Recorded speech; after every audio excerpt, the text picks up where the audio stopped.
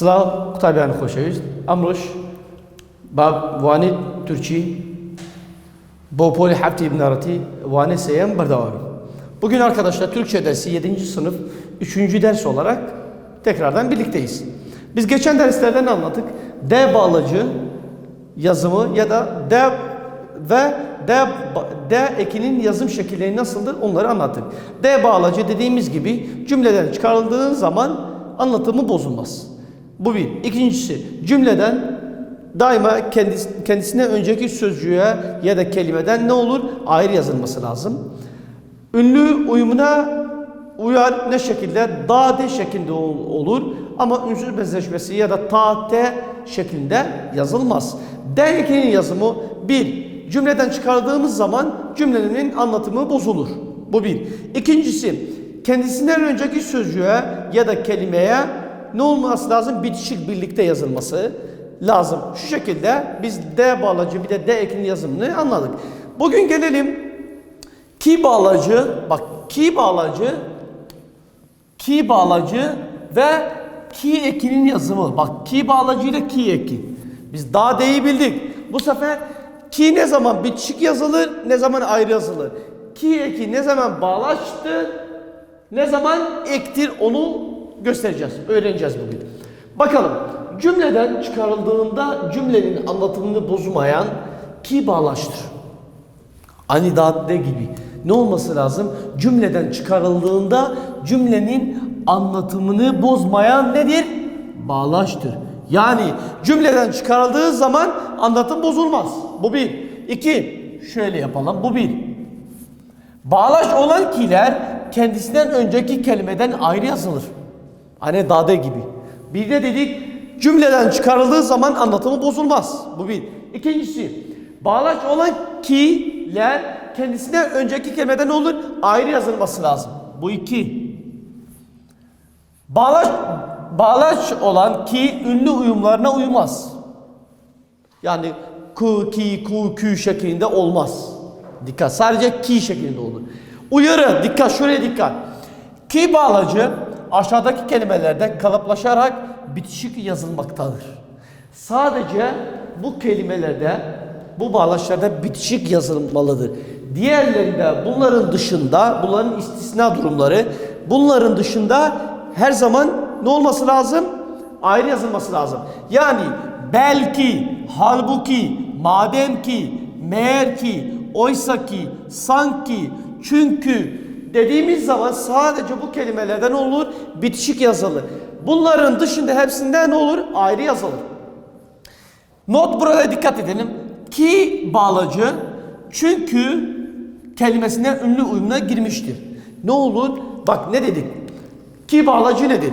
Bir, cümleden çıkarıldığı zaman cümlenin anlatımı bozulmaz. İki, ki'ler kendisinden önceki kelimede ne olur? Ayrı yazılır. Üç, bağlaç olan ki ünlü uyumuna uymaz. Yani kı, ki, ku, kü şeklinde olmaz. Dikkat. Sadece ve sadece çünkü kelimesinde, bağlacında, edatında olur. Sadece çünkü. Uyarı ki bağlacı aşağıdaki kelimelerde kalıplaşarak bitişik yazılır. Yani sadece ve sadece bunların dışında, bu bağlaçların ya da bu edatların, bu kelimelerin dışında her zaman ayrı yazılır. Sadece bunlarda bitişik yazılır. Onlar nedir? Belki, bak bitişik. Halbuki bitişik. Madem ki bitişik, yani birlikte. Meğer ki bitişik. Oysa ki bitişik. Sanki bitişik. Çünkü bu da bitişik. Sadece çünkü ünlü uyumda uymuş sadece şu kelimemiz var. Kü şeklinde. Diğerlerinde hepsi ki şeklinde olduğu bir de ayrı yazılır. Bakalım. Bu bağlaç olan de. Cümleden çıkardığında anlatım bozan ki ektir. Biz ne dedik oradan? Bağlaç olan da. Dediğimiz gibi cümleden çıkarıldığı zaman anlatımı bozulmaz. Bozulmuyorsa bağlaçtır. Eğer bozuyorsa ektir. Aynı dade, geçen derste de okuduğumuz gibi. Türkçe'de iki ayrı ki eki vardır. İki ayrı ki eki vardır. A. Sıfat yapım eki olan ki, zaman ve yer anlamını bildiren ve eklendiği sözcüğe bitişik yazılır. Ne bildirir bize? Zaman, yer anlamını bildirir ve eklendiği sözcüğe, şuraya dikkat. Eklendiği sözcüğe ne olur? bitişik yazılır. Yani birlikte yazılır, ayrı yazılmaz. Örneğin örnek verelim. Evdeki hesap çarşıya uymaz. Evdeki, bak evdeki hesap çarşıya uymaz. Şunu alalım. Biz ne dedik? Ki'yi kaldıralım. Eğer anlam veriyorsa bağlaçtır. Vermiyorsa nedir? Ektir. Evde hesap çarşıya uymaz. Evde hesap çarşıya uymaz. Öyle bir şey var mı? Yok, yanlış. O zaman bu nedir? Bu ektir. Şu ki nedir? Bir ektir. Bağlaç değil. Bu bir neden. İkincisi de kendisine önceki kelimeden bitişik yazılmış. Birlikte yazılmış. Ayrı yazıldığı takdirde bağlaçtır. Ona dikkat. B. İlgi zamiri eki. İsim tamlamalarında isim yerine kullanılır. Bak, isim tamlamalarında ne yerine? İsim yerine kullanılır. Ve eklendiği sözcüğe bitişik yazılır. Şuraya da dikkat. Örnek. Benim kalemim sende mi? Cümlesinde benimki sende mi? Hadi benim sende mi? Ki'yi kaldıralım. Benim sende mi? Öyle bir cümle var mı? Yanlış. O zaman bu nedir? Yani kalemim, benim kalemim. Benimki sende mi? Yani şurada da ki nedir? Ki bir ektir. Bağlaç değildir. Buraya dikkat edelim. Her iki ki eki de kullandıkları sözcüğe bitişik yazılır. Ve ünlü uyumlarına uyamaz. Her iki cümlede de nedir? Ekler bitişik yazılmış. Yani bunlar nedir? Bunlar bir ektir. Not. Eğer ki ekinden sonra ler eki getirebiliyorsa bitişik yazılır. Yani ne diyor? Bak. Eğer ki ekimiz var. Ki eki. Şöyle yazayım. Ki eki. Eğer ler getirebiliyorsa, yani şu şekilde kiler olduğu takdirde ne olur? Bu bitişik yazılır. Bitişik yazıldığı takdirde ektir. Bağlaç değildir. Bir ipucu daha. Örneği verelim. Seninki yine gelmedi. Seninki yine gelmedi.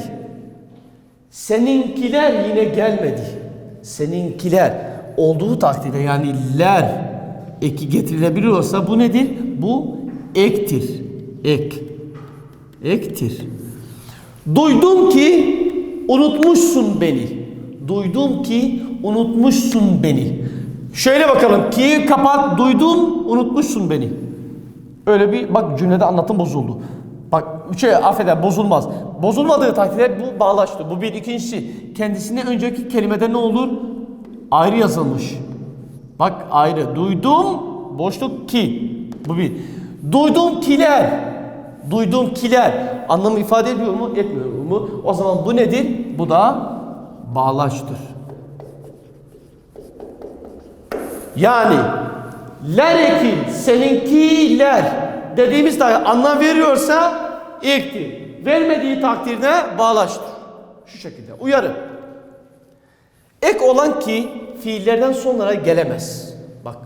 Ek olan ki fiillerden sonra gelemez. Yani fiillerden sonra gelmez. Bu sebeple fiillerden sonra gelen bütün ikiler bağlaçtır. Yani fiillerden sonra bak, duydum ki, şöyle yazayım. Duydum ki. Duymak. Duymak nedir? Makmek, mastar eki bir fiildir. Fiilden sonra geliyorsa nedir?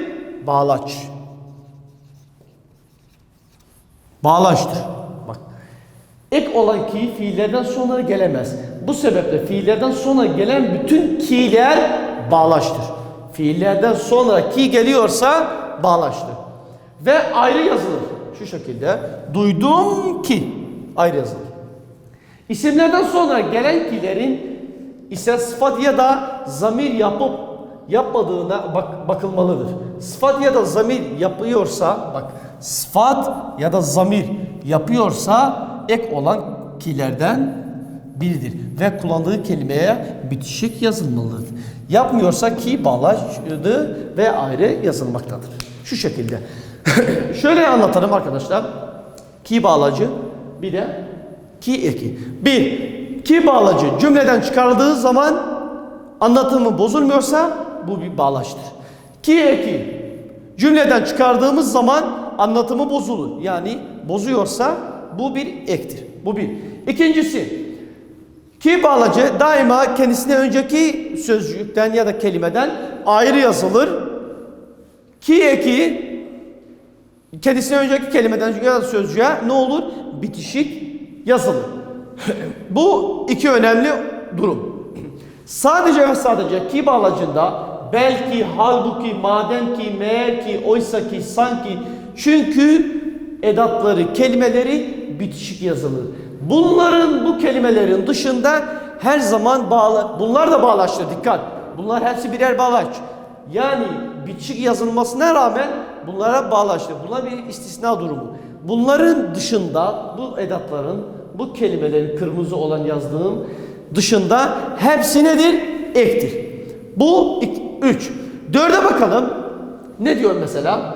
Burada çünkü bahsettik. Sadece burada ünlü uyumlarına uymuş çünkü diye diğer bir şekilde yoktur.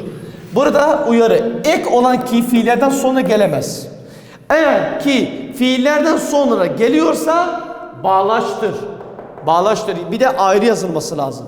Eğer fiillerden bütün ekleyen fiillerden bağlaç yazılır. İsimlerden sonra geliyorsa yani örneğin senin ki senin bir isim. Senin işaret. Senin bu da ki o zaman hem bitişik yazılmış hem de isimden sonra gelmiş bu bir ektir. Bu dediğimiz gibi duydum ki bu fiil ya da eylem. Fiillerden sonra ki geliyorsa bu bir bağlaçtır. Bu şekilde bağlaç olan ki ve ki ekinin yazımının sonunda geldik. Bu şekilde. Gelelim bize başka bir konuya arkadaşlar. Gelelim. O da iyelik ekleri. İyelik ekleri yeni bir konu. Bir bakalım iyelik ekleri nedir? İyelik ekleri. İsimlere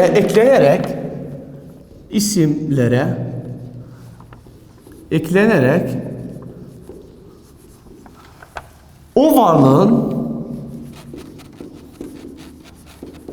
kime ya da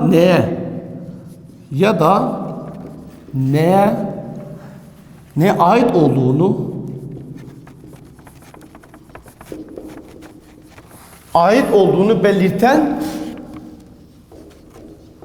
belirten eklere iyelik ekleri denir. Şu şekilde. Şöyle yazalım. Şahıslara, şimdi onu açıklayacağız. Şahıslara ya da kişilere göre iyelik ekleri.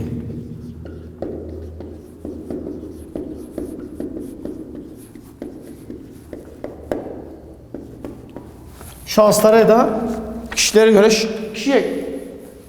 iyelik ekleri. İyelik ekleri nedir? Bak. İyelik ekleri isimlere eklenerek bak neye ekleniyor? Dikkat. İsim, sadece isim, fiillere eklenmez. Eklenerek o varlığın kime? Bak kime? Ya da neye? Bak.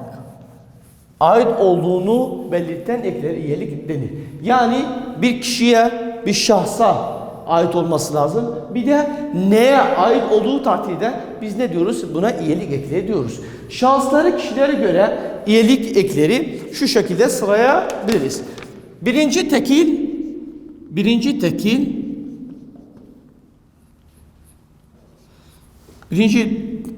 tekil şahıs iyelik eki.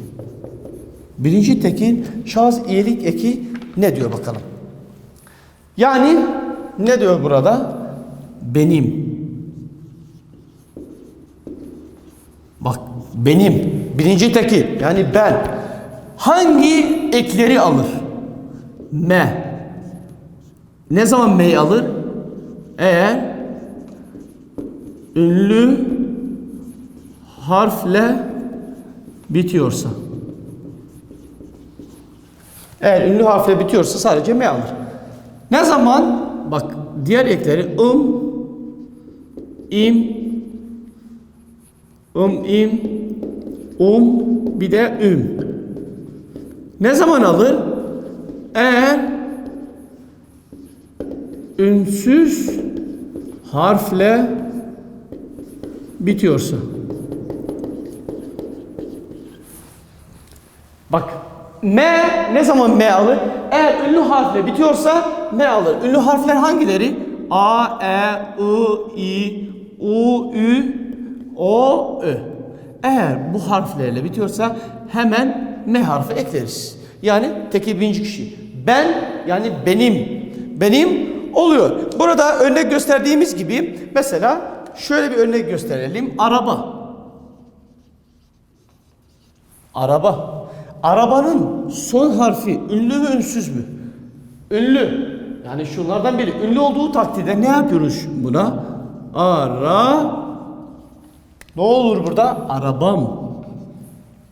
Kimin? Benim arabam. Yani tekili birinci kişi. Gelelim diğer mesela defter. Kelimenin sözcüğün son harfi ünlü mü ünsüz mü? Ünsüz. Ünsüz olduğu takdirde burada ne olur? Defter hangisini alır? Bak ince, düz hangisini alır? İm, ince, düz. Defterin. Yani ne olur? Benim defterim. Tekil birinci kişi şu şekilde. İkinci tekil şahıs iyelik eki. İkinci tekil yani ne oluyor burada? Senin oluyor. Senin şeklinde. Hangi ekleri alır? Ne zaman? Eğer ünlü harfle bitiyorsa. Şu şekilde yazalım. In, ün. Ne zaman alır? Eğer ünsüz harfle bitiyorsa. Bak, eğer ünlü harfle bitiyorsa ne alır? Eğer ünsüz harfle bitiyorsa ün ses uyumunda uyar. Aynı şekilde örnek gösterdiğimiz gibi arabayı gösterelim. Araba. Ünlü mü ünsüz mü? Ünlü. Çok güzel. Ne olur? Ne olur? Senin araban. Bak senin araban. Diğeri yazalım. Aynı defter. Ne olur? Defter. Bak. Şu son harfimiz ünlü mü ünsüz mü? Ünsüz ya da yani sessiz. İnce kalın. Defterin ne olur? Senin defterin. Bak ne dedik? Benim defterim. Senin defterin. Bak ne me? Benim arabam me. Senin araban. Yani benim arabam, senin araban. Benim defterim, senin defterin. Tekil ikinci şahıs.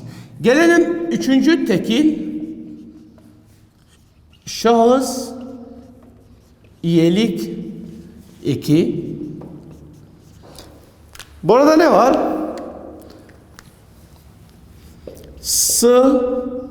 Si, su, bir de sü. Ne zaman bu? Eğer ünlü harfle bitiyorsa. Eğer ünlü harfle bitiyorsa s, si, su, sü alır. Bakalım. I, i, u, bir de ü ne zaman alır? Eğer ünsüz ya da sessiz harfle bitiyorsa.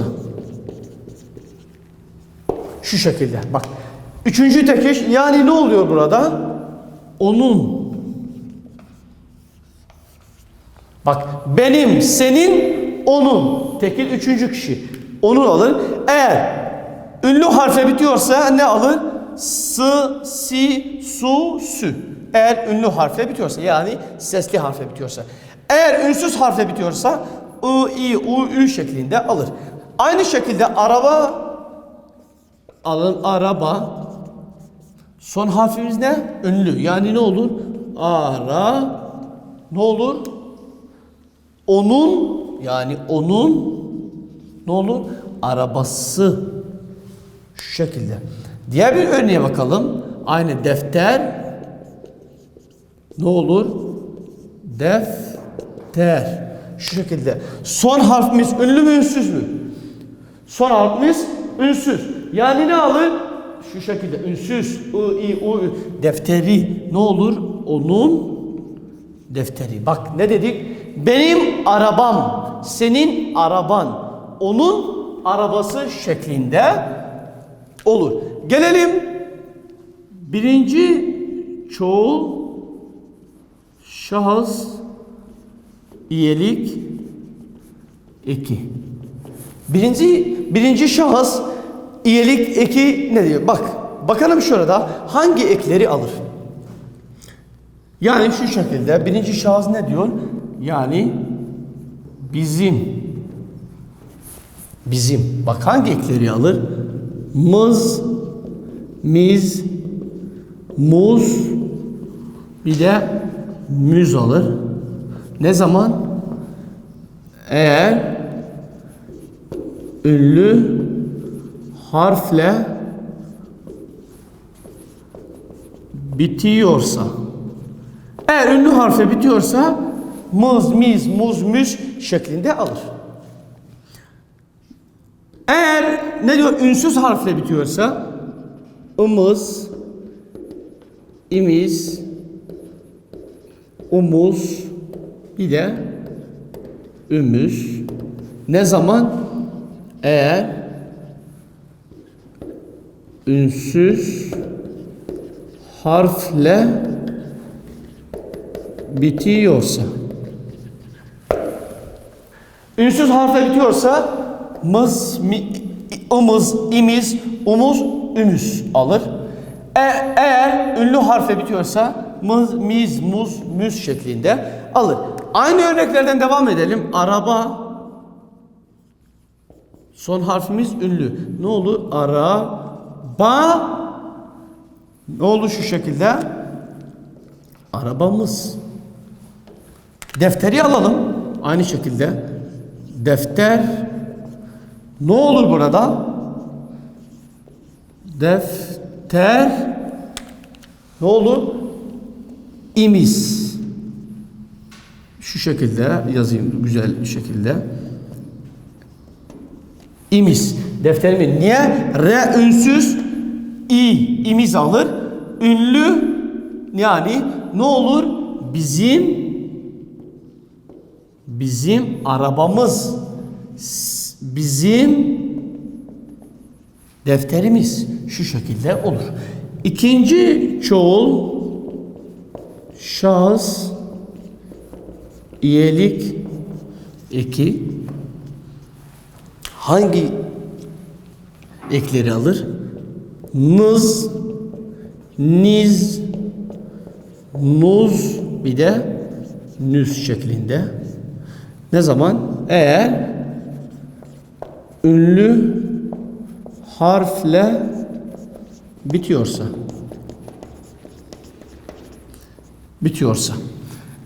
Şu şekilde eğer ünsüz harfle bitiyorsa ımız, iniz, umuz, ünüz. Ne zaman? eğer ünsüz harfle bitiyorsa. Eğer ünsüz harfle bitiyorsa ınız, iniz, unuz, ünüz. Eğer ünlü harfle bitiyorsa nız, niz, nuz, nüz şeklinde, nuz şeklinde alır. Aynı örnekte devam edelim. Araba, son harfimiz ünlü. Yani ne olur? Araba, nız sadece. Böyle kırmızıyla yazalım. Nız yani sizin arabanız. Aynı defterden yola çıkalım. Defter örneği. Defter ne olur? Defter hangi eki alır? Bak ünsüz olduğu için eğer ünsüz ile harfle bitiyorsa ınız, iniz, unuz, ünüz alır. Yani defteriniz olur. Yani sizin defteriniz. Yani şu şekilde sizin diyoruz buraya. En sonu alalım. En son üçüncü çoğul şahıs iyelik eki. Üçüncü şahıs iyelik eki ne oluyor burada? Sadece ve sadece ne alır? Ünlü ile bitiyorsa, ünsüz ile bitiyorsa ları bir de leri. Sadece ne alır? Ları leri ekini alır. Örnek araba hemen ne yazarız? Arabaları. Yani onların arabaları. Defter yazalım. Defter ne olur? Defter sadece ve sadece leri. Eğer kalın ise bu da eğer ince. Yani kalın ise ları alır, ince ise leri alır. Şu şekilde iyelik eklerinin konusunu anlattık. İyelik ekleri isimleri, ekleri o varlık kime ya da neye ait olduğunu belirten ekleri iyelik ekleri denir. Yani şahıslar birinci tekil şahıs benim eğer ünlü harfle bitiyorsa me alır, ünsüzle bitiyorsa im, üm şeklinde alır. İkinci tekil şahıs iyelik eki. Yani senin eğer ünlü harfle bitiyorsa ne alır? Eğer ünsüz harfle bitiyorsa ün şeklinde alır. Üçüncü tekil şahıs iyelik eki. Yani onun eğer ünlü harfle bitiyorsa si, su. Eğer ünsüz harfle bitiyorsa ü şeklinde alır.